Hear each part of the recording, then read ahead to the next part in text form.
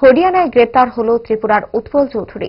প্রায় 2.5 কোটি টাকার আর্থিক প্রতারণার অভিযোগে তাকে খুঁজছিল রাজ্য পুলিশের ক্রাইম ব্রাঞ্চ। জানা গেছে, স্কুলে স্কুলে মিড ডে মিল প্রকল্পে প্রয়োজনীয় রসদ যোগানের বরাত নিয়ে সেখানে বেলাগাম দুর্নীতি করার অভিযোগ উঠেছিল রাজ্য প্রশাসনের তরফে। ঘটনার তদন্ত শুরু করে রাজ্য পুলিশের অপরাধ দমন শাখা। তদন্তে স্ক্যানারে চলে আসে উৎপল। তার খোঁজে চলে তল্লাশি। আত্মগোপন করে থাকা উৎপলের খোঁজ পায় রাজ্য অপরাধ দমন শাখা। হরিয়ানায় ঘাপটি মেরে থাকা উৎপলকে গ্রেপ্তার করে পুলিশ। আজ দুপুরের বিমানে তাকে নিয়ে আসা হয় আগরতলায়। গ্রেপ্তারের কারণ নিয়ে প্রশ্নের জবাবে মুখে কুলু পেটে থাকেন উৎপল চৌধুরী। এখন নিজেদের হেফাজতে রেখে ধৃতকে জিজ্ঞাসাবাদ চালাবে রাজ্য অপরাধ দমন শাখার কর্তারা। জানা গেছে, জালিয়াতির অভিযোগে গ্রেপ্তার হওয়া উৎপল চৌধুরী বাম নেতা পবিত্র করের ভাগিনা। টাকা কত টাকা? নাম কি ওনার? উৎপল চৌধুরী।